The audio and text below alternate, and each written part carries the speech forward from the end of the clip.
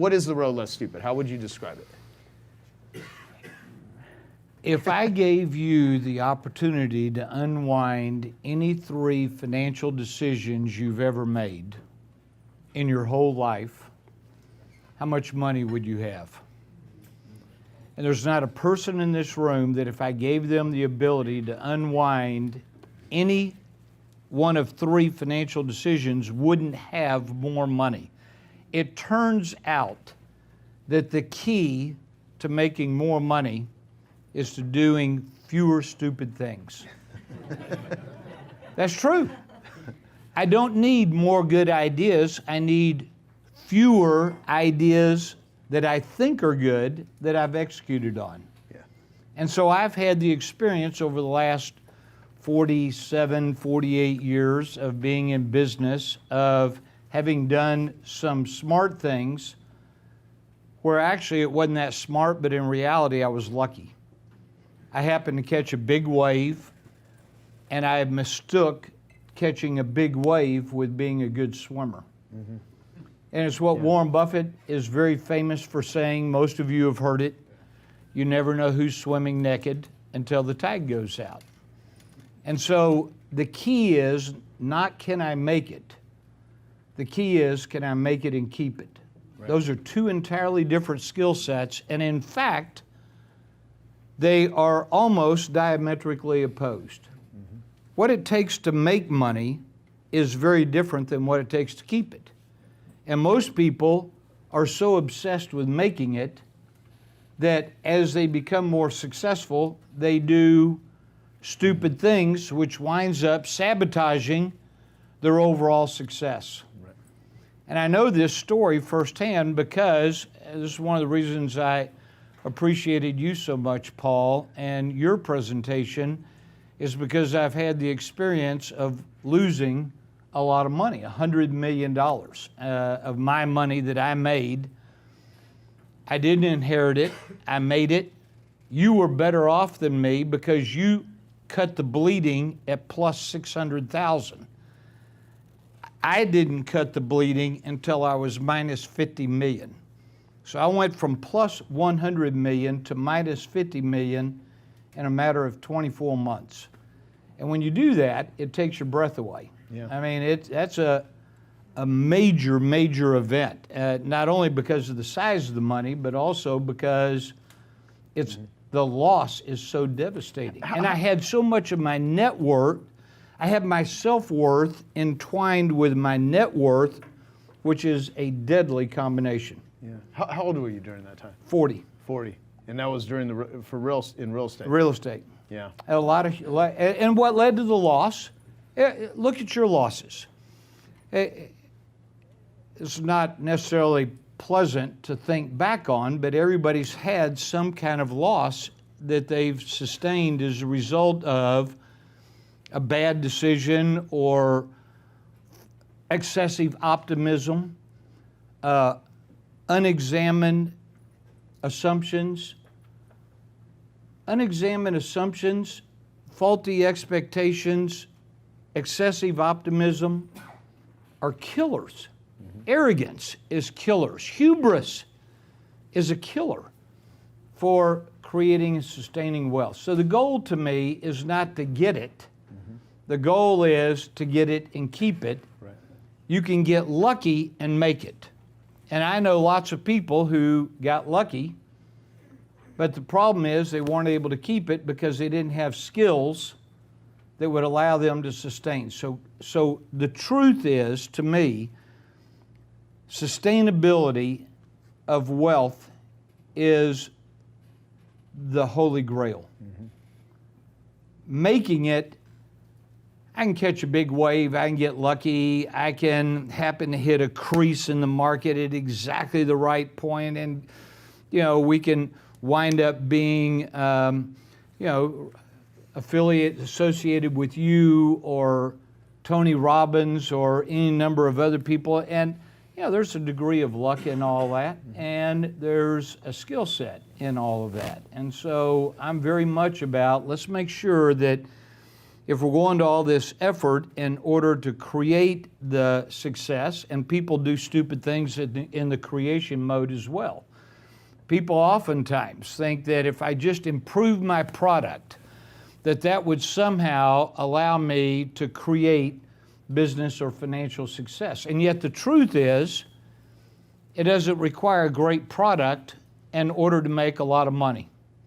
If I ask you to think about your favorite restaurant, the place you would go to have a huge celebration, you're thinking about it. You know where it would be. There's not one person in this room that's thinking about McDonald's. Not one. And yet nobody has made more money in the history of mankind in the restaurant business than McDonald's. How did it happen? Is it because their cheeseburgers are so good? No, their cheeseburgers are horrible. Right, they are. Their French fries, on the other hand, are really good. But the cheeseburgers are horrible. What allowed McDonald's to make a lot of money was not an obsession with the product. It's never, write this down. This will be a takeaway. It's never what you do, it's how you do it. It's never what you do, it's how you do it. Southwest Airlines, their whole business model is put butts in seats and fly those butts from point A to point B safely. No mention of your luggage, right? It's your luggage is immaterial to the airlines. Whether it makes it or not, we don't care. Let's just make sure the person gets from point A to point B. It doesn't even have to be on time. Southwest Airlines has made more money in the last 10 years in the airline business than the rest of the airline industry cumulatively since Orville and Wilbur Wright. Now you think about that. One airline has made more money than everybody else since Orville and Wilbur.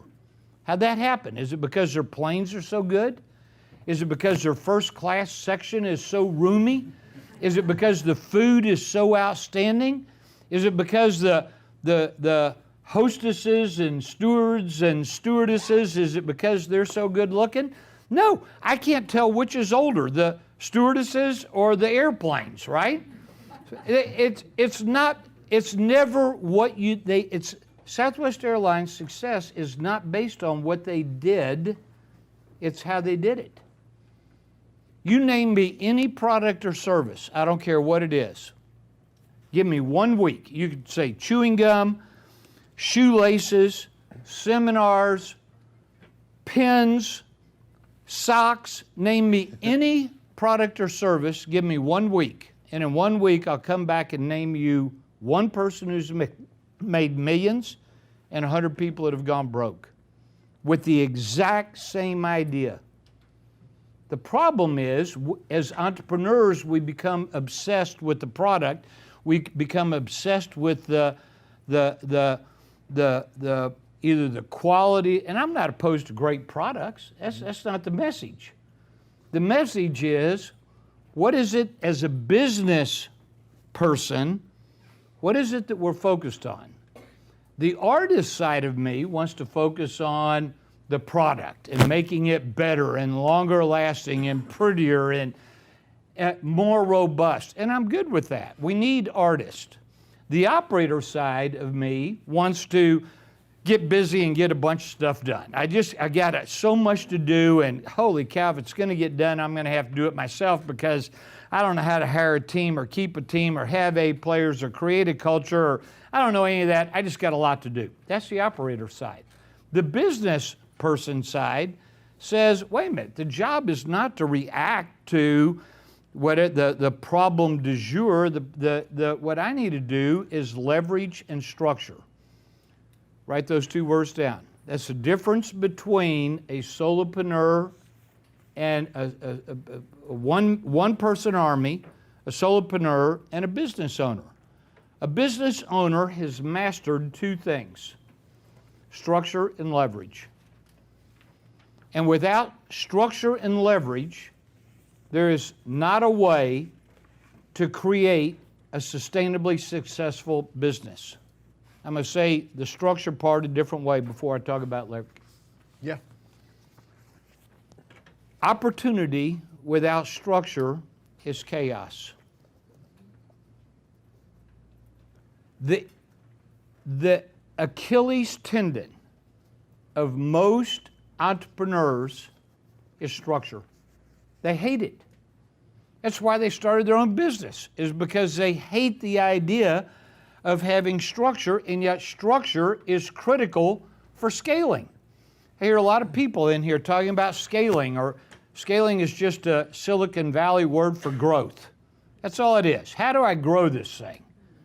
Okay, well, if I'm going to grow this thing, I need structure in order to be able to do it. Otherwise, I got kind of a fire drill working with a bunch of people doing a bunch of stuff, and it's not necessarily the most productive thing that needs to happen. Leverage.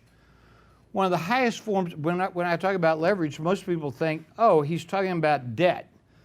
In reality, I'm not. I mean, debt is a financial instrument, it's leverage, but the more powerful form of leverage is who's on your team. So I'm going to ask you a question. If I gave you an opportunity to build a world-class team of A players, and the only people on your team were A players, I mean 7-footers. These are the Kevin Durants. They can do it all. If you only had a team of A players, how many of your existing problems that you have right now would go away? Disappear. It turns out the problems that most of us are dealing with are not even really the problem. Hey, I hope you're enjoying this video, and I want to let you know that I have a new book that's come out, and if you'd like to get it absolutely free, there's a link below in the description, or you can wait till the end of this video, or you can simply go to joesfreebook.com and you can get a copy there. Eunice, this is where I need a little whiteboard, if I can get one. Yeah, right here.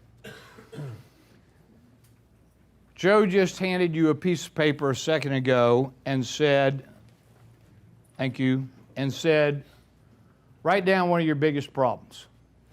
So I'm going to ask you right now to write down on your piece of paper one of your 3 biggest problems. Maybe you just did that. Maybe you can refer back to that piece of paper.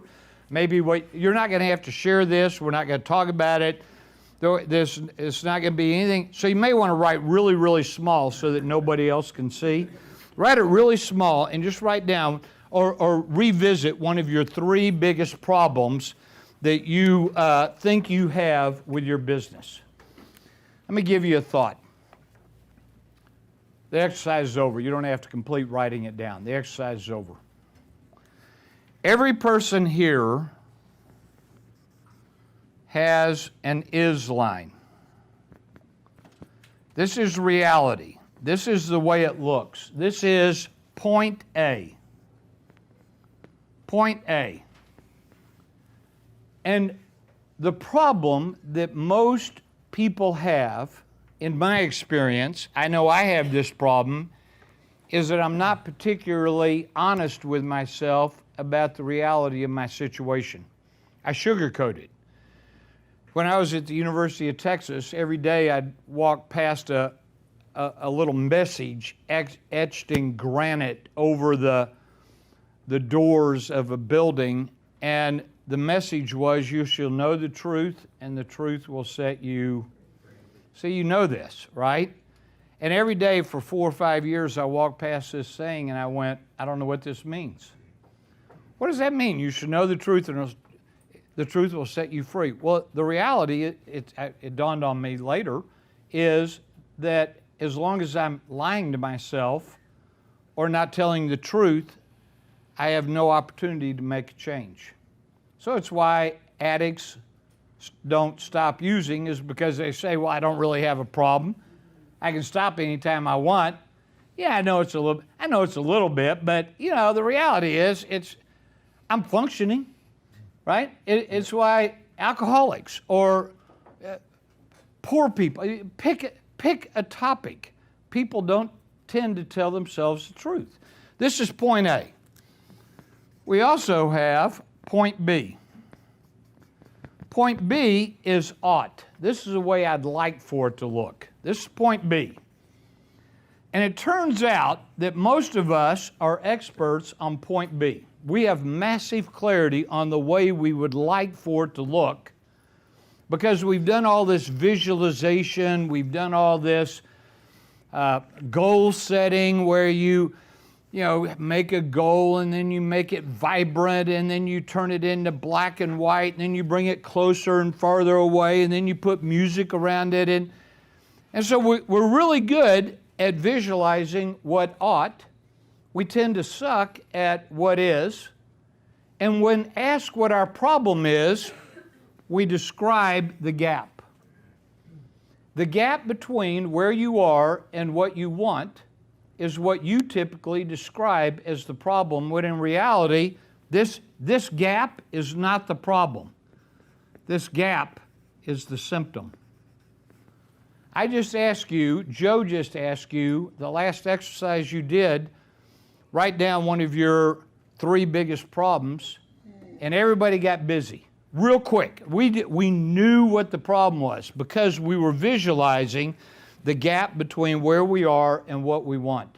When in reality, that's not the problem, that's the symptom. The gap sits right here. The problem sits right here. This is the problem. This is the obstacle that I need to overcome in order to move the needle on my is line. In order to move the needle on my is line, I need to get clarity on what it is that's truly blocking my forward progress. What's blocking my forward progress has nothing to do with where I am versus what I want. What's blocking my forward progress is the obstacle that sits right here. And it turns out, Joe, that the hardest part of thinking time is getting clarity on the problem that is. If you don't have clarity on the problem that is, you'll be tactical instead of strategic. So I say, I'm 10 pounds overweight. What do I want to do about it? Well, as long as I view the problem as being 10 pounds overweight, which is not the problem, that's the symptom. Hello? Hello? Are you with me on that? Being 10 pounds overweight is not the problem. That's the symptom. But as long as I identify being 10 pounds overweight as being the problem, then what I will lurch to is, okay, should I buy a jump rope or should I join a gym?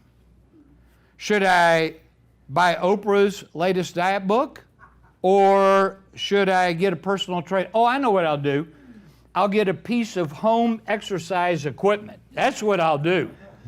If I just had a Peloton bike in my house, then I would get in shape. Which is why most home exercise equipment and most diet books don't work. Because it's a tactical response to a tactical question. As long as I'm dealing with the symptom, I'm going to be dealing in tactical. And once I say it's not a tactical issue, I need to be strategic and think of strategic and identify the problem it is. So here it is, and then I'll stop, Joe. If I don't have clarity on the problem that is, I'll build a machine for the problem that isn't. Which is what we do 99% of the time. We identify the gap, call it the problem, when in reality it's the symptom, and we're highly tactical in our response because we have a tactical question that we've asked, which winds up sabotaging our results. If you tell me your sales aren't high enough, I'm going to say that's a symptom, not a problem. If you tell me you don't have enough profits, if you tell me you have a crummy culture, if you tell me you have weak employees, if you tell me your balance sheet is screwed up, if you tell me you don't have, all those are symptoms. What's the problem? So if I gave you an opportunity to rethink the problem that you identified a minute ago, is that really the problem? Really? Is that the problem? Is that the core root underlying problem that's blocking your forward progress, or is there something below that, something buried, where you got to get busy and figure out what in the world is going on? So business to me is an intellectual sport. It's chess. Money and business does not respond well to emotions. Warren Buffett said it, optimism is the enemy of the rational investor. It turns out in business, optimism is your enemy, which is why one of the pieces of advice that you gave is so good, Paul, which was we all need a board. We need advisors. We need people that we will listen to. The higher you go or the higher you want to go, the greater the requirement to have somebody around you who will tell you the truth. Because I can't smell my own breath. I can smell your breath, but I can't smell mine. I can't see my own swing. I can see the shot. I can't see the swing. I need people around me watching me swing who will give me advice, and then I got to be willing to hear that advice. Yeah. As long as I'm arrogant, right, unwilling to listen, it does no good to ask. So business is an intellectual sport, and the people that win the game sustainably have got skills and tools, which is why I wrote the book, Let the Road Less Stupid. Yeah. Well, so I love how you refer to businesses and what you build as the machine. How would you, as simplistic as it may sound, what do you mean by that? A machine. Everyone hears building a machine, and your comment about building a machine for the problem that isn't. It seems to me that the vast majority of entrepreneurs, because of the failure rate and the stress level and just the really not getting ahead in any way financially, that they spend an enormous amount of activity accomplishing not much of anything except getting tired and worn out and frustrated. So if that's the case, you've developed a process which is thinking time, which we'll get into, which is why I believe your book is so good, and it's so beyond just a book. It's a map. It's a plan and a path. What is this machine, though? If we think of we're all building a business, it's a machine. It's an intellectual sport. It's a chess game. How should everyone here think about this machine that is their business? There are two types of business models. There's the Michael Jordan model and the Michael Dell model. Both of them will work, and both of them you can get filthy stinking rich. One is not right, one is not wrong, one is not good, one is not bad. They're just different models. Michael Jordan, Tiger Woods have a personal services model. It's all on them. There's very little leverage because Michael can't delegate the jump shot to win the game.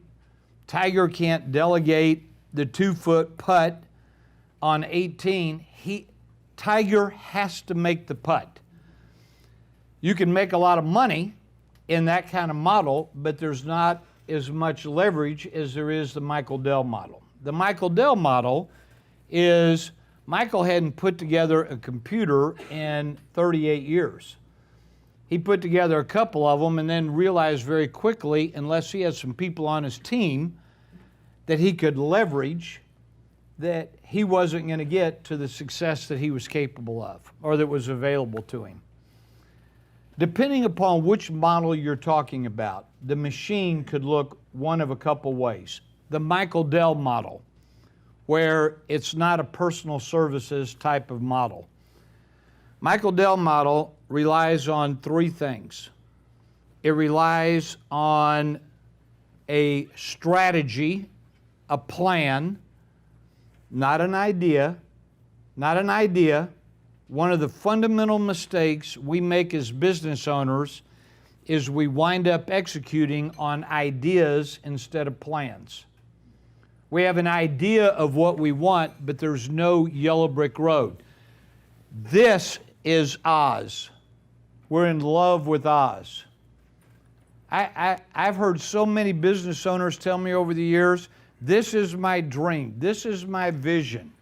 I go, I'm good. You're telling me about Oz. Build me the yellow brick road. Show me how to get from where you are to Oz, and then I'm on board.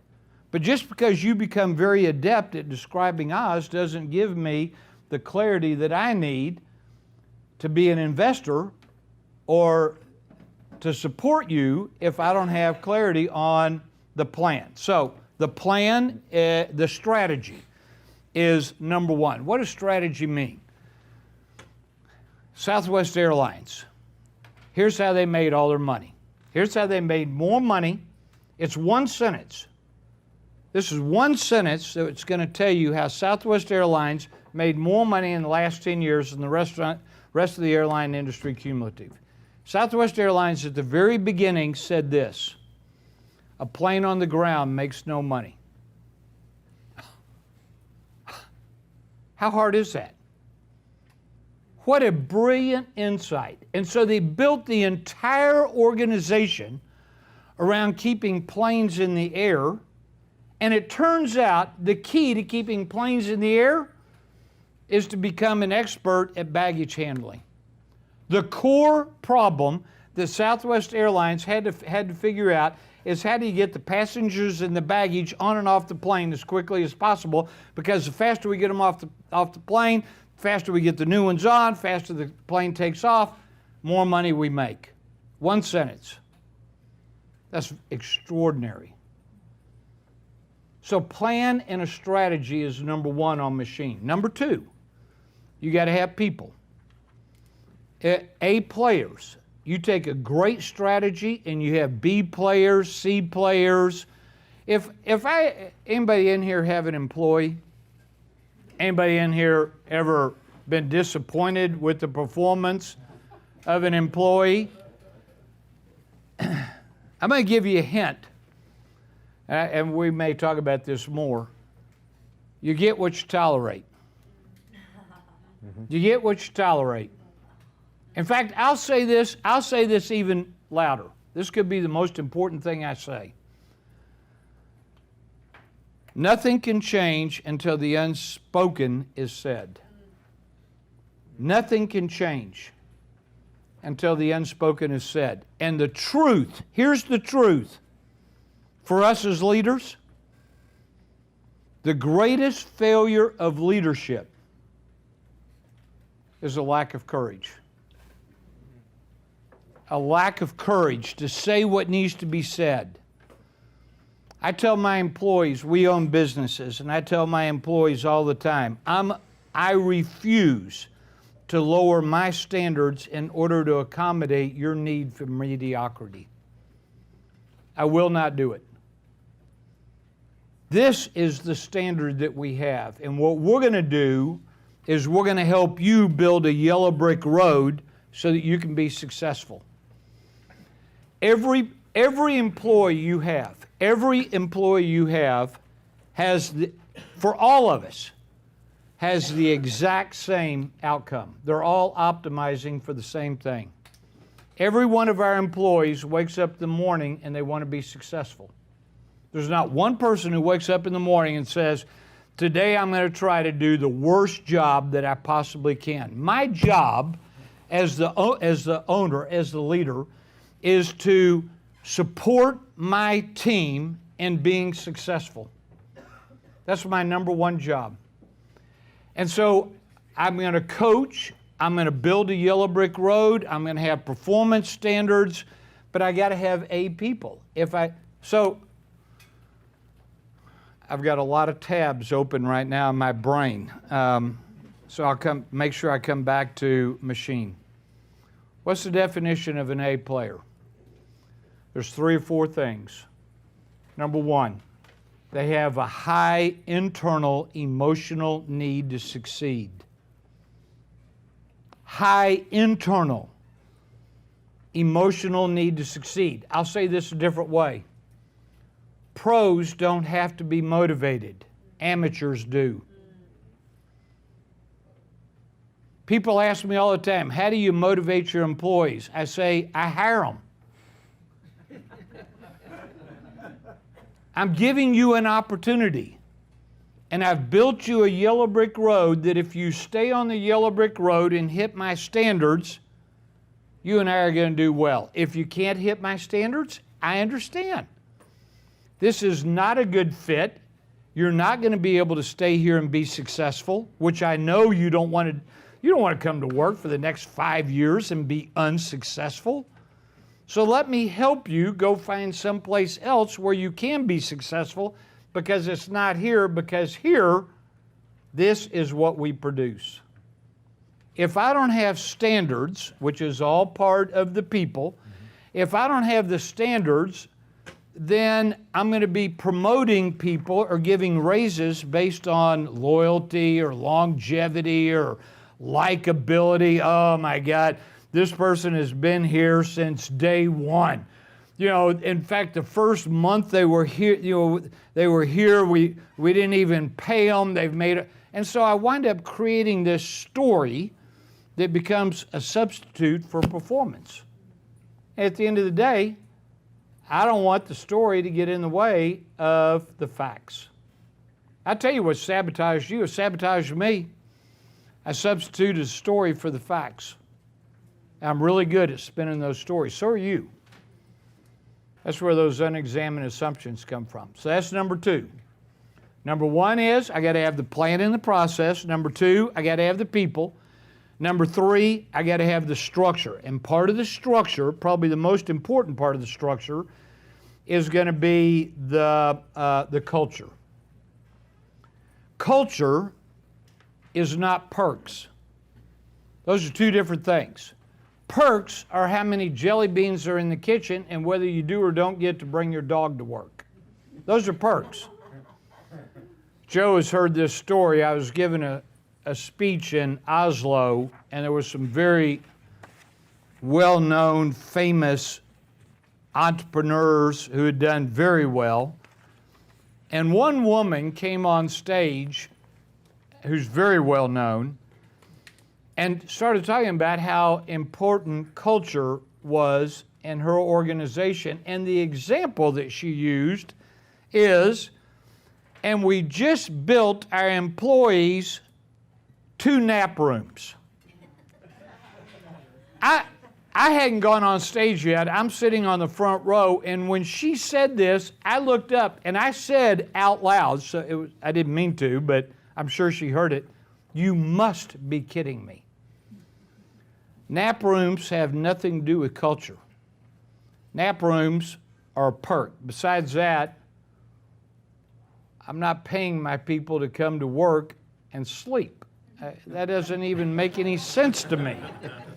But apparently it did to her. And so I look at culture as, how do we treat each other? How do we talk to each other?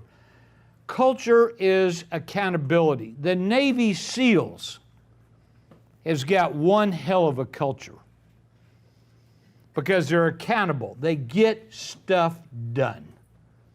They do what they say they're going to do. They're on time. That's a cultural issue.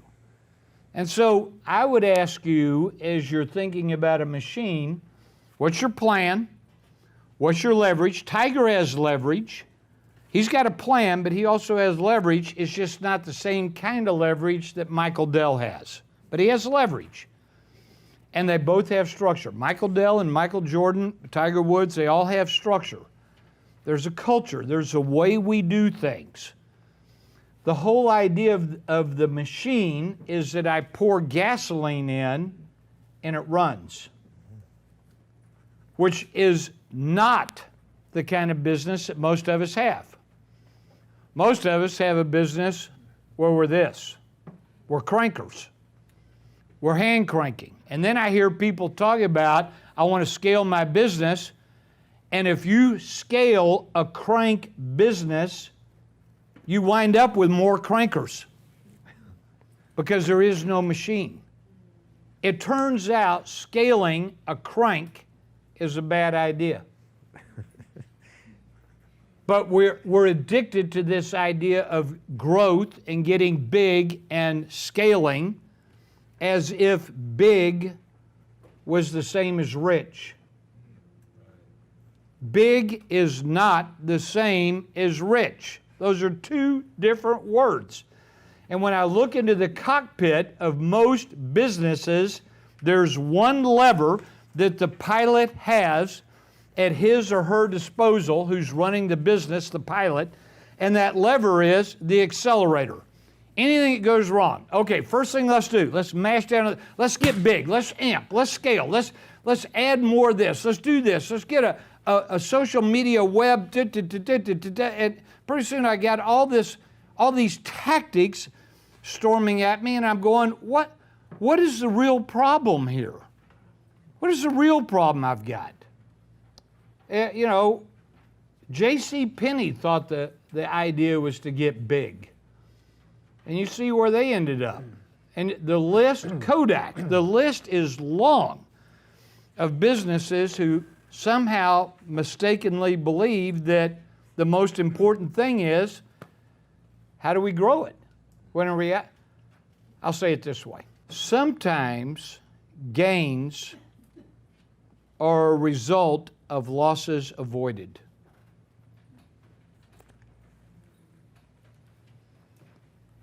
If you could rewind the clock and avoid 08, 09, and 10, had we just been able to dodge that bullet? Now, we can't always. And so one of my jobs as a business owner is to think in terms of risk. So the machine is three things. I got to have a process, I got to have a strategy and a plan, I got to have the people to execute, and I got to have some structure so that I pour in gas and this thing goes. It doesn't require me, in order to double the size, for me to spend 2 times faster. That's a crank business. And that's a business that if you try to scale it, you wind up tired. Mm-hmm. So that's a machine. How do you get your team so engaged? What is your method of creating this? So Peter Drucker famously said, culture eats strategy for breakfast, right? What I've come to understand is that I over-invested in culture. Culture is less important than I thought. And in fact, a lot of my mistakes was over-investing in culture. Let me give you an example. We built an office in Malaysia that made Inc. magazine top 10 most beautiful offices in the world. This office is a sight to behold. If you check out my Instagram, I just did a video of it. But if you go to the office right now, it's empty. Why? Because everyone wants to work from home. Nobody gives a shit about having one of the most beautiful offices in the world. And I've been to the office. It's freaking cool. Yeah. Here's what we do know, and we learned this the hard way. I wished I'd known this sooner. Working from home is a huge competitive advantage, but you got to combine some of these things together, right? So on LinkedIn, my COO just sent me this data. Only 10% of the job offers on LinkedIn right now allow working from home. 46% of job applicants on LinkedIn are looking for work from home. So we decided to shift. I was so attached to my office. I mean, imagine having one of the most beautiful offices in the world and then being able to say, you know, fuck it. We're just going to be a work from home company. We did that, and it accelerated the company like crazy. Here's why. Because now we are one of those 10% of companies that offer work from home, but we are getting almost half of all of LinkedIn's applicants. So now we're able to hire all of these genius people who, for some reason or the other, do not want to show up in the office. So I have this killer team. For example, my chief product officer just came back from speaking to the Pope about AI. He just won 5 awards at CES. He has 5 magazines in 5 inventions in Time magazine. He has a song coming out this month with Snoop Dogg and Idris Elba. He's my chief product officer. Why? Because he has that freedom, right? He can work from home. And I also give him freedom to work on all of these other projects. So I find smart people and I'm like, okay, be part of our team. You choose your own working hours. I trust you. You can have side gigs. I just want you to really crush it at Mindvalley, and I'll give you recognition. And that's how I get many incredible people on my team. I have a young girl from Iraq who does videography on my team. On the side, she's making award-winning documentaries, but she still wants to be part of a team. So work from home has been incredible, more important than any BS cultural thing, such as education perks. People just want their freedom. So Daniel Pink, okay, he wrote several books on really elevating employees, and he said, you want to make your employees really love your company? Give them morning autonomy. So most of us, our lives are so shackled up by our work. You got to be up at 9, cut through traffic, skip your gym, skip time with your kids, so you have to show up at 9:45 for your damn early morning huddle. We don't do things like that. We give our employees morning autonomy. I tell them, we're going to move our huddle to 2:30 p.m. No rush. Take your time in the morning. Need to make a good breakfast for your kid? No worries. Need to work out in the gym? Need to meditate? Go do that. And people told me I was mad. But that actually creates this incredible amount of loyalty. And so freedom is one of the core values that we give our employees. And the side effect is I have crazy freedom right now. I am probably one of the most free CEOs of a company our size that I know, because I'm not bound to any shackles. I choose my own hours as my employees do. I get to work from home as my employees do. But we innovate like crazy. We get incredible results, whether it's our advertising team or our technology team, because of OODA looping and because of these other principles. So the ASST model, that's unique to us. The ASST model also ensures that we're not outlandishly growing our team, and we're being really focused on revenue per employee. Yeah, and I think what's key about what you're saying too, because I think a lot of people could hear this and be like, yes, that's exactly what we're going to do. No more meetings, never have time in the morning, but you have to have really talented people that can build this stuff and make it all work. And if you don't, that would be very difficult. Because I've watched Elon Musk's interviews about working, and he's like, someone's got to build shit. You can't build a Tesla from home, that sort of thing. And so I've really looked at the pros and cons in different ways to observe it. I mean, it depends on the business, right? Yeah. So if you're manufacturing, obviously you have a factory floor, people have to be there. But if you're doing stuff that's digital, it's not necessarily true. And this idea that employees are less productive when they're working from home, I don't know how true that is. We've not seen it. Yeah, no. Oh, it's funny too to mention Elon. So we were at one Elon Musk meeting. Yeah. We were at SpaceX. One? Yeah, we went to SpaceX. I've been there twice, 2 meetings with Elon Musk and just a small group of people. And you had asked him, what is the biggest contributor to your success? And Elon, he was kind of an awkward dude. He's gotten way better speaking than back then. And he said, I can tolerate, I think he said I can tolerate He said, I have pain. a high tolerance for pain. Entrepreneurship is like crawling into an abyss of darkness and chewing glass. Yeah, he said I can tolerate more pain than almost anyone I know, which is quite fascinating. And Right, and I mean, God bless Elon. I think Elon's a great gift to the world. I don't want that. I want to enjoy life. Yep. So I have different rules as to how I do it. No, totally. This is great. All right, so for the time we have left available, with all the courses, all the training, all the personal development, everything, Mindvalley right now, and for Genius Network members, I talked with him backstage about this. If you are a Genius Network member, you're going to give, you'll send me access, figure out how we get it to everyone, a free membership in Mindvalley. Mm-hmm. So what is that? What does that entail? Okay, so a membership so Mindvalley has many different divisions to it, but a membership on our app, this is the app that Apple has installed as a demo app in all new iPhone 16s in Apple stores. So it gives you access to over 100 of the world's most incredible programs in every aspect of making you a better human. For example, where's Vern Harnish, right? So Vern has a program on scaling your business to $1 million. This is for beginner entrepreneurs. That program is on there. At the same time, we have a program by Mickey Agrawal, the award-winning entrepreneur, on how to scale to 100 million. At the same time, we have Jim Quick's memory program and speed reading program, the best speed reading program in the world. We have all of these different unique programs from a variety of world-class authors, and these programs are based on micro-learning. So even the Silva method, the program is on Mindvalley. And in 20 minutes a day, you can basically advance just about any aspect of your life. The newest program, I think, is of particular interest to many people in this room. It's by John Lee. He's an incredible digital marketer, and it's really about how to use social media for marketing, advertising, and branding. An incredible program, and it just launched. And so all of these programs are available for one subscription fee. We're like Netflix for improving your life. You also get access to 1,000 hypnotherapies and meditations. These are really high-quality audios that can help you boost your confidence, relieve stress, help you sleep better, all of that. All on one really beautiful app. What do you charge? What's your pricing model? So we charge $500 if you come to the website. We sell a lot through long-form VSLs on YouTube. So last year we had the #1 and the #3 best performing long-form ad on YouTube globally. And on those ads, you're buying it for between $300 to $400. Gotcha. What do you think is going to happen with courses and education? How's it going to be, changed?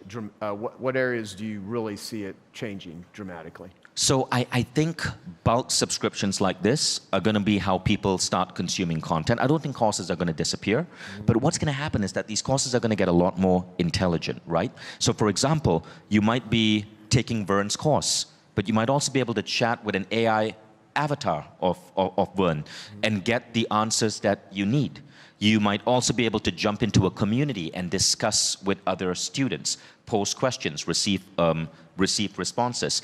They might be one thing that we're going to be getting to is every person who comes on our app will understand who you want to be, understand what your motivations are, and have a custom AI coach. And you can choose, maybe you want Dave Asprey's voice, or you want my voice, or you want Marissa Peer's voice. Have an AI coach guiding you day by day with the right class, the right lesson to help you get to your learning goal. Okay, and so one last thing, what is the smartest doable thing that we've not talked about that you can share that would help everyone here make the most money? Okay, the smartest doable thing, I think what I shared on UDA is probably what I've seen make the biggest impact in businesses. But the smartest doable thing is, like, find out when Alex Mendosian is going to pee. No.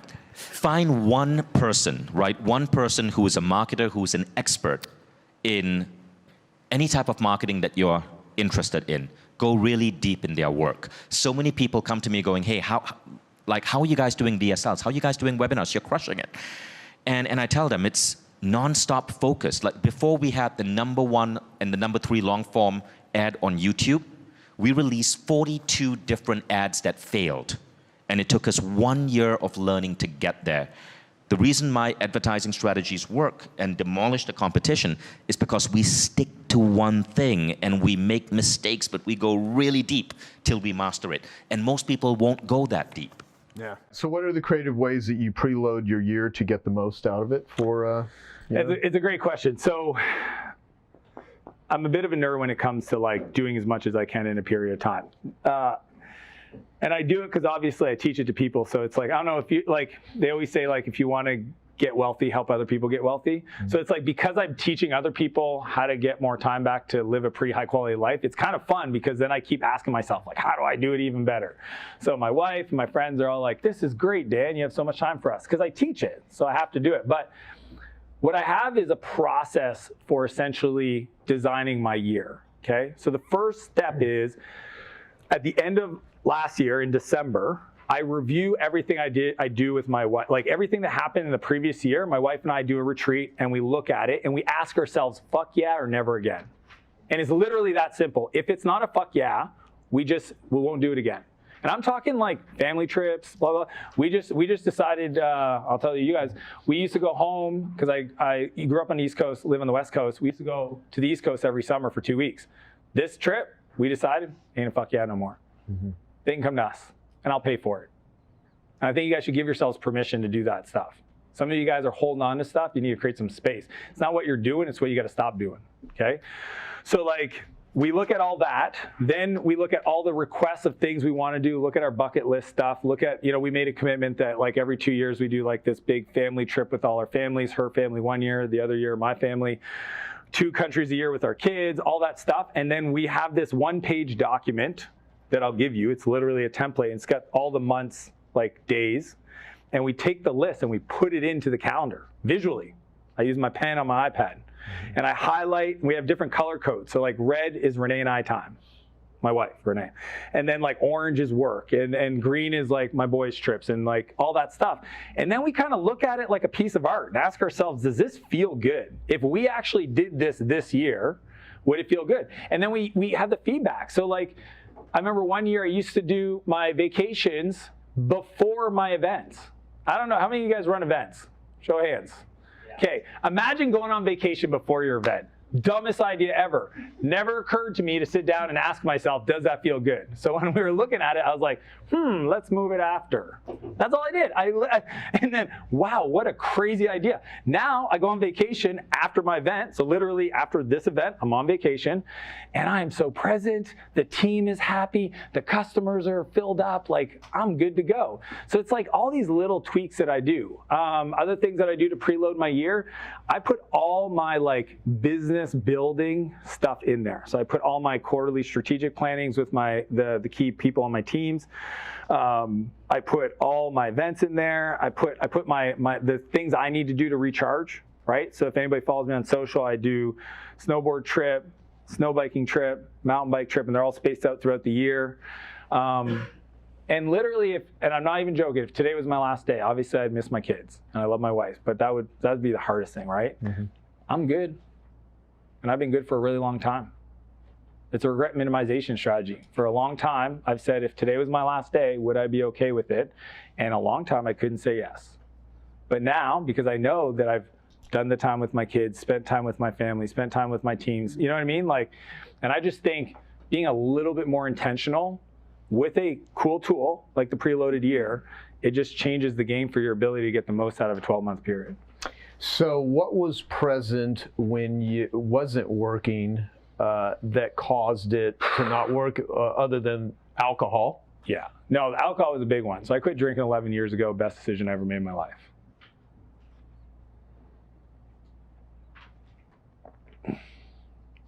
I get emotional because I think of my boys. I grew up around it. I knew better. Dan, you should not drink. Oh no, it's okay, I'll be a social drinker, and fuck. If I was drinking, I wouldn't be with my wife, and my kids would have had to experience a lot of chaos. So I'm just like super grateful that God said, stop. Like, and so that was a big thing. But honestly, it was all the last minute reschedules, I forgot to do this with this person. Like, there's all these feedback loops that happen in our lives that should indicate to us that we're missing the mark a little bit. And it doesn't take a lot of work. I'll tell you a stupid example, but it's representative of the issue. Like, I have one of my best friends. I love him, okay? He read the book, said he read the book. I can tell you didn't really read. You know what I mean? Like, some people read books. I don't think you really, you didn't. And like, we'll go and do something and he'll forget a thing. And I'm like, dude, this is not the first time you forgot your thing to do the thing. And like, he'll have to drive 45 minutes back home to get it. I was like, why don't you have a checklist? And like, I know some of you guys are, I don't want a checklist. Cool. Well, then just be okay that you'll always forget a thing. I have a checklist. Does it take a little bit of planning to write down? Like, if Joe says, hey, I want you to do this, I say, and add it to our travel schedule, and we have like a meeting where we review stuff and we evaluate. You know what I mean? Like, it takes a little bit of planning. But because I do that, I don't have those conversations like, oh shit, it was my dad's birthday yesterday. Fuck, I'm an asshole. If I knew that, I would have planned, I would have went home, you know what I mean? So like, for me, it's all the times that I missed something, I wasn't on top of it. that was the feedback loop to say, hey, if you just planned a little bit, was a little bit more disciplined, because that's a big character trait I think most people are having a hard time with, is they make commitments to themselves in private that they don't keep. Okay, there's two problems. This book's going to surface two things for people. One is that you'll never earn a penny more than you think you deserve. So the buying back of your time, it's not that you can't afford it, is you don't think you deserve it. And that's not something I can help out in 45 minutes on stage. The second one is that you lack confidence in your ability to figure it out. And the reason you lack confidence is because you don't keep the commitments you make to yourself in private. And you erode that. So until you upgrade your self-worth so that you realize your time is worth triple what you're saying it's worth, and you hold the commitments that you make to yourself in private, discipline, then it's going to be really hard for you to justify buying back your time. Yeah. So that psychological issue of not thinking you deserve it, what needed to happen in your life in order for you to get to that place? I think there's levels, right? It's like, do I feel like I deserve to be, like, I mean, literally when I think back and I scan, like when I was, 26, after 10 years of being an entrepreneur, is like, do I deserve to be a millionaire? Like really, like people say it, you write it down, fucking, goals, you read all the books and like what, you write it all down. But as you write it, you don't believe it. Like that's just true. I can remember I went to a seminar and I wrote down the goal and I will be a millionaire, but I'm like, will I really? You know what I mean? Like I don't know, I'm not like good, and like, okay, I'll write it down, I'll play along, I'll visualize it. So there's like these levels of like, okay, I did it. So it's sometimes I wonder which comes first, right? Is it well, I know which comes first. It's the person who does the thing that gets the result. So at different levels, what I've changed, and this will probably serve a lot of people, I don't talk about this in the book at all, is whatever my goal is, whatever the number is, the outcome I want to do, the achievement, I don't focus on just writing that down and hold it in my mind, although I do. I'm a big visualization, manifestation, energy guy, like bigger than most people know. You ask me, I'll tell you all about it. But what I do now is I ask myself, what's the daily standard that I would have to uphold to make that true? Mm-hmm. And that's where I've really learned to build my self-confidence and my self-worth. Is my self-worth is not tied to the achievement. My self-worth is tied to the activity. And Duvall actually said this to me a long time ago. He said, be patient with results and impatient with action. Be patient with results, impatient with action, which means that if I want to build a 10 million a year business, cool, what would need to be true on a daily, weekly basis in my schedule? Because really, I can tell you what's important to you, right? If I ask you guys, how many is family really important to you? Raise your hands. I don't mean to put you guys under the bus, but here, check this out. If I looked at your bank account and I looked at your spending, would I see family on there disproportionate to what you just said, which is number one? And if I looked at your calendar, would I see that stuff in there as well, disproportionate to what you said? Because those are just realities. Where do you invest? So like, I have a family coach, I have a parent coach. Like, why do we invest in Genius Network? And for some of you guys, never even considered inviting somebody to coach you as a family unit, right? They exist. We live in this I think it's the coolest thing in the world. And Joe, you know them all. Like, there's literally an expert in anything you could ever want to do, including gifting. Shout out to John, right? Like anything that you aspire to be, there's a person that will coach you and you can just pay them. Just, again, then there's somebody that's going to teach you how to outsource and delegate, and you don't even have to, like, it's not me. You can just hire them and do it. And there's some people, they just, for the life of them, they want everyone else to pay them, but they don't want to pay for anything. Those people have a fucking problem. Oh, yeah. Okay, I don't know. They're not in this room, but let's say they're out there. Yeah. How you show up as a buyer is how your customers will show up for you. And if you're struggling in your business, it's because you're putting out shitty energy. Yeah. The amount of people we talk to that will not invest in themselves, but yet charge a premium for people to invest in them is fascinating to me. Yeah, completely. Like, there's so many people that are the pontificators of self-help that are too cool for school. They only show up if they're on stage, but they won't learn. And you know what? I say this a lot, and I've thought of this a lot because I started my first podcast in 2010. The first time I ever recorded a podcast was 2005, when no one even knew what they were, and it was a podcast on promoting one They of didn't our. call them podcasts then. Well, they had just started. Apple had just started. Yeah. But Okay, this is Apple. like literally the first time podcast came out, so we used it as a promotion for our carpet cleaning super conference. That was in 2005. Then I started I Love Marketing in 2010, and you know, such a new thing. And it's amazing because I had been doing interviews since 1997, and so I've interviewed over 1,000 people for an hour to 90 minutes that we've just published. It's probably double that in terms of just, if you think interviews I've done at Genius Network and stuff. But 5 times. so it's a lot of stuff, and what and along the way, working on my recovery, having all kinds of just challenges throughout a couple decades of my life. And spent over $500,000 on recovery, and I spent that much, acting out addictively too. So it's kind of I didn't calculate every aspect of it, but it was a lot. And so I did a lot of therapy, and I've done a lot of work, and everything from plant medicines to you name it. And what I learn now today is that many of the people, men and women, but a lot of my male friends that are not willing to do the work or go and get real help, what they do instead is they start a podcast. And It's like free therapy. yeah, exactly. And they interview everyone, and everyone thinks they have their fucking shit together. But if you actually say, have you ever done any real fucking work? Have you ever, no, and so they do surface stuff. And look, everyone's got their own journey. I mean, I'm like, whatever. It's, people do what they do. It's just, there's something about, walking the walk and talking the talk. One of the, Joey, who gave you a testimonial on your book. Coleman. Yeah, his book's great. Oh, yeah, his new one and his previous one. And I met him, Michael Fishman, who I think is downstairs, had him speak at his Consumer Health Summit, and he said, I think it's him, or I'm not sure who, or maybe it's Garrett. Wait, Gunderson? Yeah, hold on. Yeah, he's also buddy. Yeah. Oh yeah, it's Garrett. Okay, those who say those who can't do teach, but not here. Dan did it, then masterfully taught it. A book on living a life you don't want to retire from and how to live your retirement dream today. So I've known Garrett for close to 20 years, and but it's true though. Those that can't teach, there's a lot to be said about people that are out there doing it, and I think I like it when someone's a convert of their own system. I think there's a different result when you actually walk the path and you figure out how to do it, and then you're able to transfer that to other people. And I think, and here's the thing on his book.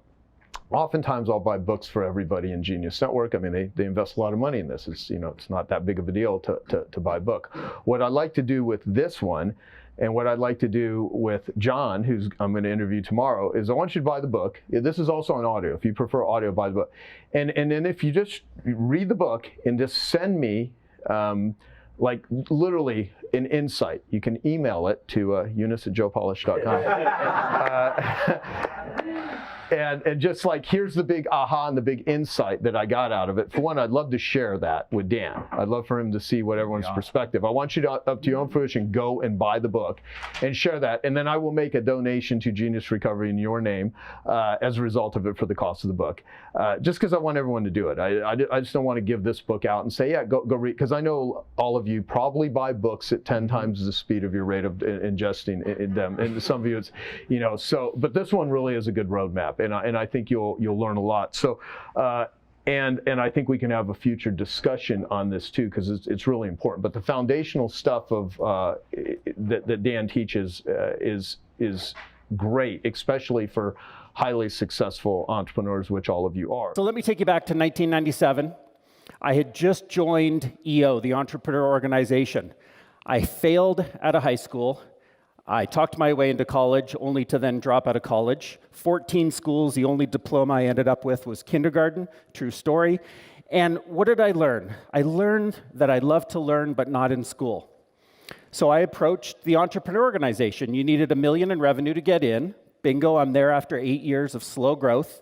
I'm now joining this organization of great, smart people that have shared passions of growth. But what I started to do, I made my first mistake entering into that group, is I started comparing myself to others. I started to look around and say, business is way bigger than 1-800-GOT-JUNK, more glamorous than garbage removal. And I just thought, who am I? No high school education, not a lot of money, maybe not a lot of brains. I was stuck. And I really started to go in a bit of a doom loop, downward spiral. And I questioned what I wanted to do and how I could even get there. So September 17th, 1997, I go to my parents' little cottage on the water. I pull out a sheet of paper and I sit down. It was a dock similar to this stage. I sat down on the edge and I said, Brian, you're an optimistic person. Stop thinking of this doom loop. Think of pure possibility. What could the future look like, feel like, and act like if only I could imagine it? So I took out the sheet of paper and I feverishly wrote. It was a Jerry Maguire type moment. We will be in the top 30 metros in North America by the end of 2003. I said we'd be the FedEx to junk removal, clean, shiny trucks, friendly uniformed drivers. We'd even be on the Oprah Winfrey Show. I took the sheet of paper and I was out of my doom loop. I had chills and shivers of just going, wow, I can actually see the picture that was in my brain now down in writing. I started to share it with others. Two interesting things happened. Number one, it separated people into two camps. I had employees who said, Brian, I don't know what kind of hope dope you're smoking, but good luck with that, and they left. I had another half that said, this is really compelling, I love your story, I love what you see, and I want to be a part of it. And those people stayed and became a part of it. It became the most powerful recruiting tool I could ever create. How did we do? Top 30 metros. We were 90 days out from making it happen when one employee comes up to me and said, Brian, we're at 28 of 30 metros. We're missing Pittsburgh and Milwaukee. Cameron and I went screaming through the office, posters up everywhere. Who do you know in Pittsburgh? Who do you know in Milwaukee? We made the top 30 happen. We made Oprah happen. We made 96% of what was in that painted picture happen. Hey, I hope you're enjoying this video, and I want to let you know that I have a new book that's come out, and if you'd like to get it absolutely free, there's a link below in the description, or you can wait till the end of this video, or you can simply go to joesfreebook.com and you can get a copy there. Now, why? Science would say that it's your reticular activating system. We all know when we're in an airport, we're stressed, we're about to miss a plane, we hear our name over the loudspeaker, you pay attention. Your mind pays attention, as Dan Sullivan says, your eyes and your ears focus on what your brain needs to know. A painted picture tells people what is important. Not just the entrepreneur, but what do you want every person in your company to be aligned around? When they're faced with tough decisions, what are they zoning in on? What's their North Star?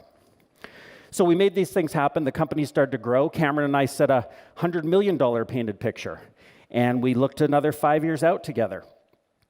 And what was interesting about that time was we had to make decisions moving quickly. We needed to know that everybody was aligned. Now, with Cameron, I remember he would say, Brian's the vision guy. He came up with the 100 million. I'm the executor. I'm just going to reverse engineer and make all the magic happen. Sort of true, but I think Cameron did not give himself credit at the time. He knew a lot more about vision and how to make it happen than he let on. So I said, Cameron, you say you can't think about vision. You can. If you could go anywhere in the world right now, money's not an object, where would you go?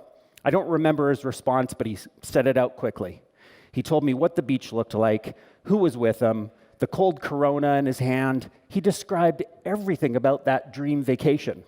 And I said, see, you just need someone to ask you questions, and vision can happen.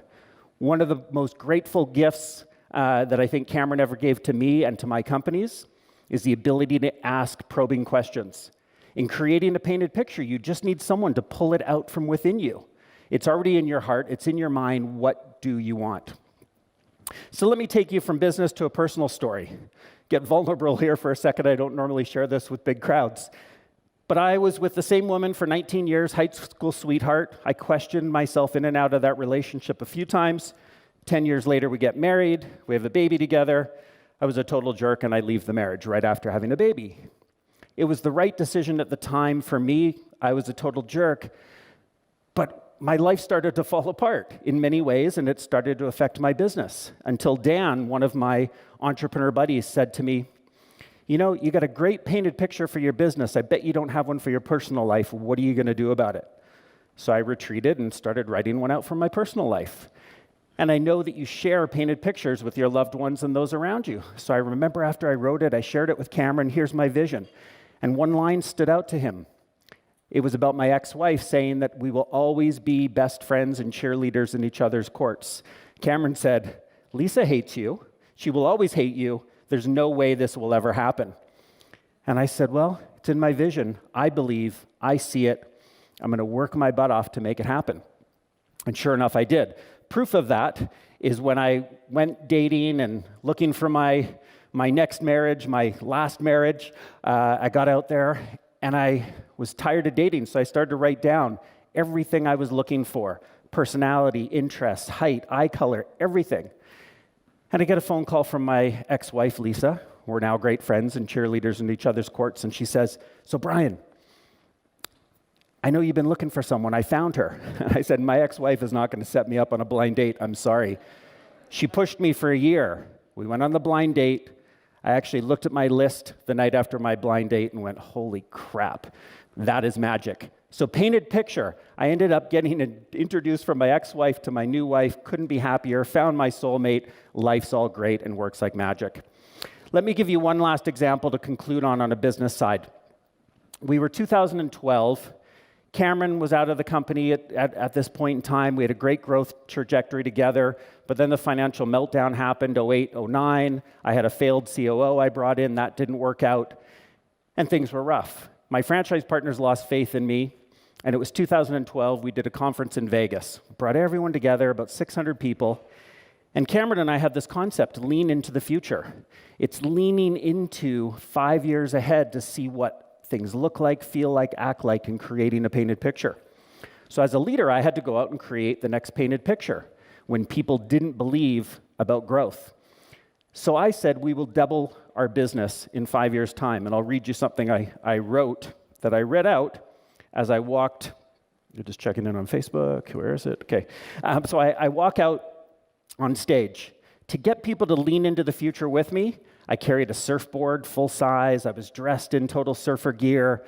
We had Hawaiian music playing. We greeted everyone at the door in leis. People had Mai Tais. Hawaiian shirts was mandatory to get in. And I read this.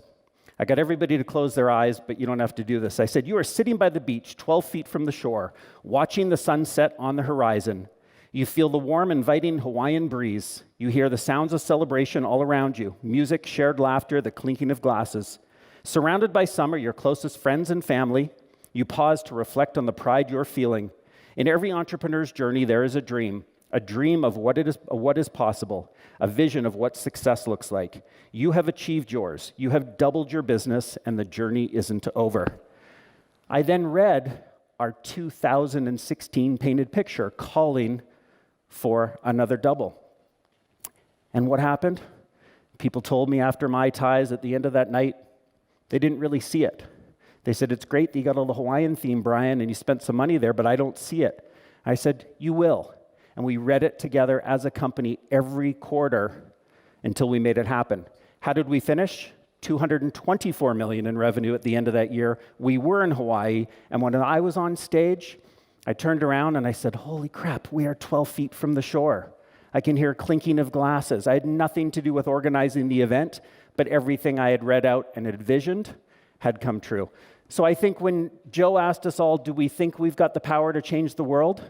We can all change the world with one small idea planted in your mind, put in paper as a painted picture, spreads, and magic happens.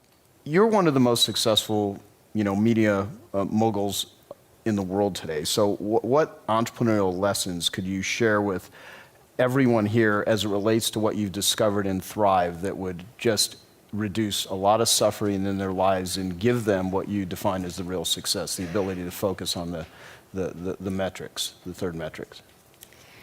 So I think recognizing that we are our most valuable resource. So often entrepreneurs somehow feel that they can just keep going and going and going, and we forget the need to renew ourselves. That's what I did the first 2 years of HuffPost life. And honestly, I can say without doubt, we're now 9 years old, that when I changed that, I was infinitely more effective.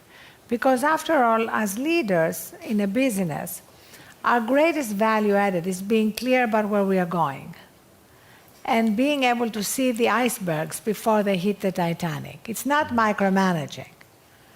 And when we are exhausted, it's easy to micromanage because it's transactional. Mm-hmm. And that's what we gravitate towards. So for me, operating as an entrepreneur from a place of renewal, and again, I'm not doing that 100%. I'm not saying any of that is 100%, but I'm saying I can say now that 90% of the time I'm there. And you said something very important, Joe, which is don't try to do it through willpower. Willpower is too weak. Mm-hmm. It's like I try to do it in small steps, and then you see the reward. And it becomes a magnet that draws you. Like now I've gotten to the point where I really, really do not like myself when I'm exhausted and burnt out. I feel I'm overreactive, I'm not clear, I'm foggy. So I don't like that place. While before I was oblivious, now I'm very acutely aware of it. So at the Huffington Post, for example, I've instituted nap rooms so people can have naps in the middle of the afternoon. At first, people were rolling their eyes, like who is going to be seen walking into a nap room in New York City. And now, they're perpetually full. People are asking for a third one.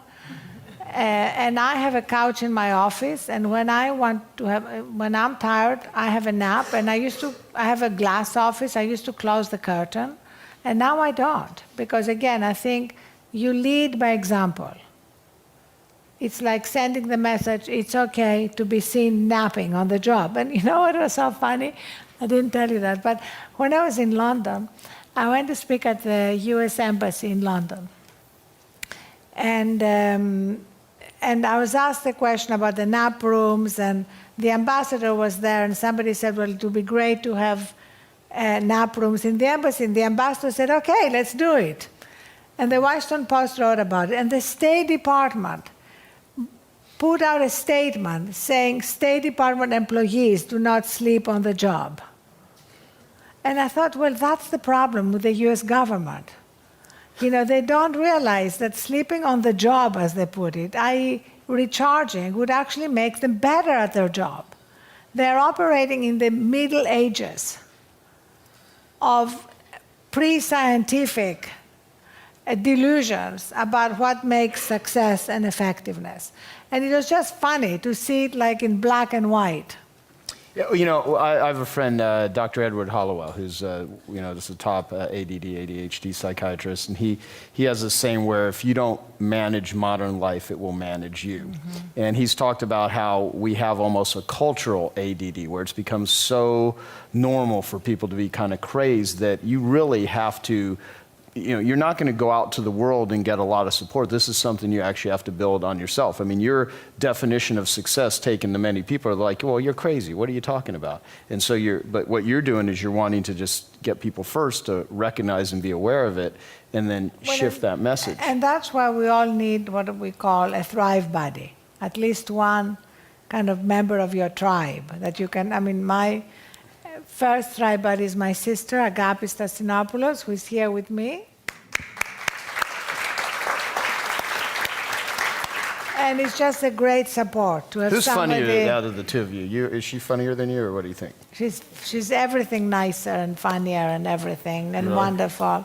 And I feel very blessed, that we share this journey together, because it's just amazing to see what a difference it makes. Let's say if you are tempted to binge watch House of Cards instead of going to sleep, you can call your Thrive buddy and they can talk you down. It's called a sponsor in a sponsor, exactly. I'm trying to be a little less kind of addiction language driven, although I totally love it, and I think the AA model is fantastic. I write in the book about my own daughter in her last year at Yale getting involved in drugs, and she's now been sober for almost 3 years, and how much value she got from AA. And I wrote about it with her permission because I'm hoping it can help other families that are going through similar problems. Well, you know, I like bringing that up, and maybe I talk about addiction, I maybe intermingle it more on a personal level, because coming, you know, from being a former, you know, heavy drug user when I was 18 years old, you know, I weighed 105 pounds. I think I've told that story to you. But, you know, the thing that Dan Sullivan from Strategic Coach has this whole model of who do you want to be a hero to in the world. And you know, I thought about that a lot after many conversations with Dan, and I want to be a hero to entrepreneurs, because I think entrepreneurs are the ones that make things happen. They're the ones that provide jobs. They're the ones that do innovation. They're the ones that create solutions. This room is filled with them.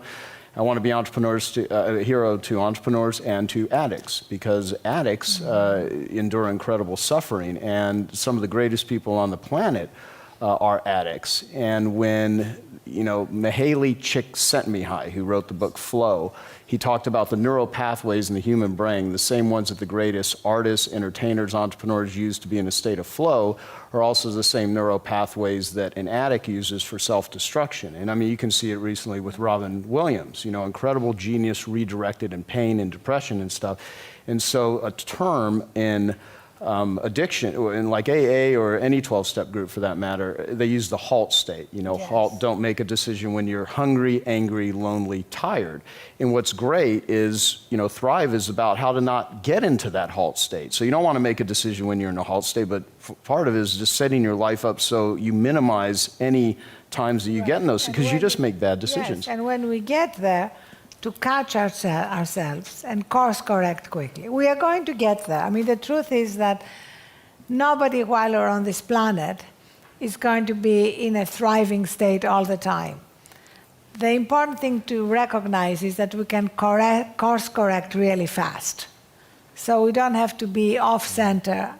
As long as we have traditionally been off-center, we can return to center really quickly. Yeah.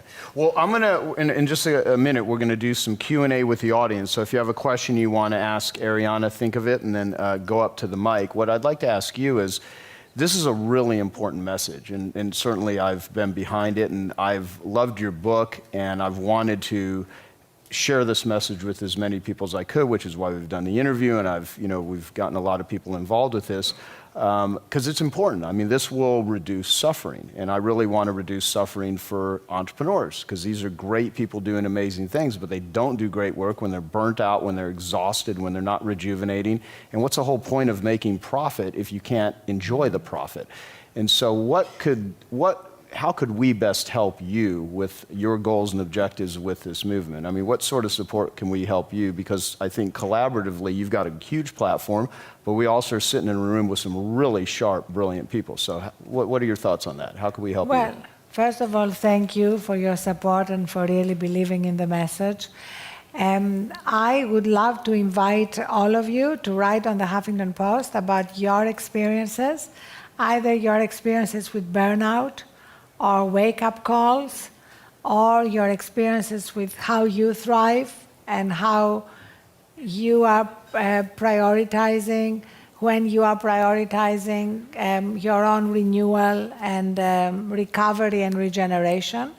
And to make it super easy for you to bypass the growing Huffington Post bureaucracy, I will give you my email address, so you can send it to me and we can set you up with a password and you can blog whenever you want.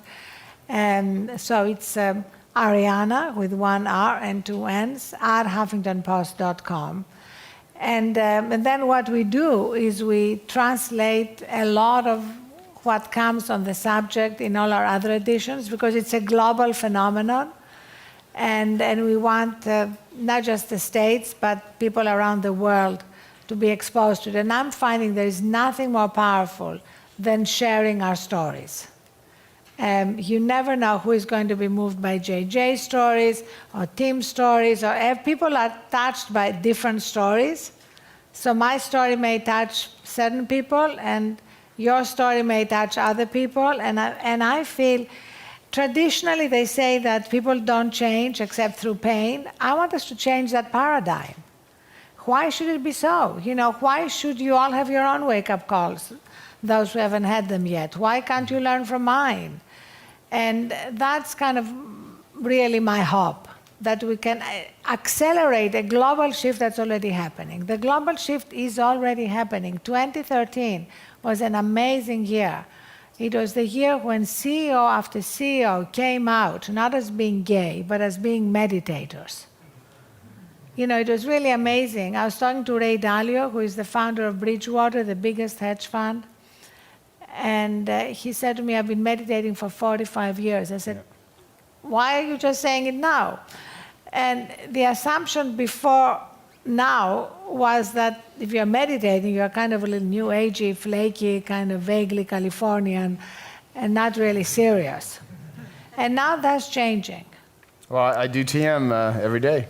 Yeah. So, and he actually credits meditation for the number one thing for his most success. Yeah, which is awesome. Yes, I was at a conference recently, and I was asked to lead a meditation before my session, and instead Ray Dalio was there. I asked him to lead the meditation.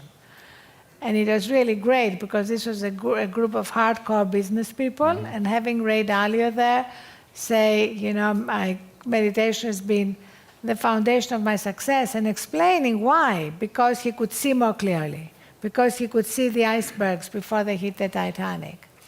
And connected with that is the fact that this is a global phenomenon, that all around the world, countries, business people are taking steps. Some are pioneers, as it always happens, and ahead of the curve, and others are laggards, and are going to be the last to catch on. But it's happening everywhere. But I feel with this room and the power and creativity in this room, we can help accelerate this global shift.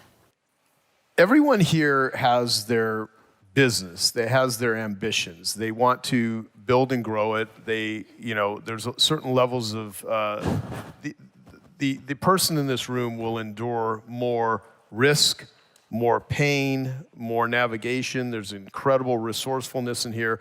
And there's a lot of, in the midst of all that, there's a lot of angst. There's a lot of navigating things that they don't know how to do, and a lot of decisions you have to make with very either fractured focus or just not having a lot of information. So I'd love to, you know, if you were to advise everyone here on decision making in things that you have learned that were fundamental in building and growing not only your own business, your first business, but you're now in the position all the time where you're having to guide and direct people that you can't learn everything about their business. So there's some fundamentals that you have learned and that you employ that have helped you build and grow. So I'd love to have you speak about that as the business advice. Then I'm going to ask you about as the person, like, you know, how do you, this fame, how do you deploy? I'll ask you some of the things you're doing, but like, how do you deploy this fame and this leverage? Because you've now got Damon John, the investor, the guy that, you know, looks at businesses and helps build them. Then you have the brand of Damon John. So you've got these, and a lot of people in the room here have those two things. They have their life, and then they have this persona that what the world views them as. Yeah, I look at growing the business as the biggest mistakes I made is actually when I had money, because I didn't trust my ego. I didn't trust my gut, and my ego got in the way. And I would think that's why I wrote The Power of Broke, is because I would say, well, the person looks good, or I can make a lot of money, or I'm Damon John, or I should do this. And I made the decisions because the ego didn't trust my gut. And out of all those, if I did 10 of those things, 8 of them I lost on. And the 2 that I didn't lose on, I'll go, thank God I'm out of it. So it's just, you know, you can't necessarily articulate what your gut is saying, but it's not up to anybody else. It's really up to you and trusting your gut. I've also learned that prior to doing any kind of business or going anywhere, the biggest amount of investment is the time and education in it prior. On what do you want to do, what part of it do you want to do, what will you need, what do you not, basically a SWOT analysis, right? But being really honest with yourself about the people. Next step is anybody that I bring in or meet, we date, you know, 30, 60, 90 days. Even when you bring in new employees or team members, you have that oddness if you don't say, hey, I'm bringing you in, we're going to start doing business. 90 days, period. If they feel that they are not stepping up, they'll quit before that. If not, you will have that time where you sit down and you redefine the relationship in whatever capacity you want to. Also, the way that I hire people, if I try to do this, I say, this is your job. And it's 3 pillars. The next one is you jump in where you feel you can add value. If you can't add value, don't worry about it. And if you do both of those really good, then we will do something together. Because there's so many A-type personality people. Batman always needs Robin, right? But the good Robins out there, if they don't feel that they're being rewarded, and sometimes reward is acknowledgement, but more than likely they want whatever they want out of life, is you find that they'll be stolen or they'll become your competitor, right? And then last thing is, what is in it for the person you're serving, meaning a team member? Because I'll give you an example. I had somebody who was a great salesperson for many years at another job. I brought him over and it was her, and I was offering her more and more money. She wasn't closing deals, and I was wondering why, and I realized the basic thing she loves to do is her little brother who lived in Thailand was old enough, 15 or 18 years old, that she wanted to travel with him. And that was a great incentive. So I said, listen, I'm connected around the world with hotels, but I'll give you a little more time off. I will give you these credits to help you fly with him places. And her sales tripled. Because the motivation, people think often that the motivation of why somebody's doing a job is the same reason we're doing it. No, it's not. You may be doing a job because it's your bridge between this and becoming a doctor. You may be doing a job because you want to get out of the house, you want to feel of value. You may do a job because of money. You may be doing a job because you want to get paid to understand this business in the future. But we too often don't ask, what is the driving force of that person working for us? Right. Okay, I hope you found that video awesome and useful. So if you want to get a free copy of my book, I want you to click here. And if you want to watch some more videos that'll be useful and awesome, click here. Go ahead. They're over here. Do it now. Come on. Thank you. Watch them.